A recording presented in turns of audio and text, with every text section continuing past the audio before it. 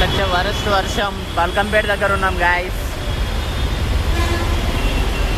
ఇట్లా బయటికి చూసినట్లయితే ఘోరంగా వర్షం పడుతుంది గాయస్. చూడండి ఇక మంచు గించు. ఈ వర్షానికి ఎక్కడ పడితే అక్కడ ఆగిపోయారు. ఓ హాయ్ చెప్పన్న.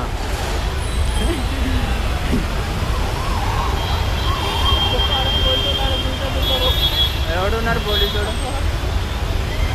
ఓ మన పోలీస్ అంకుల్ కూడా ఆడ నిలబడుతుండు డ్యూటీ చేయకుండా ఫోటో ఉడుస్తాడు.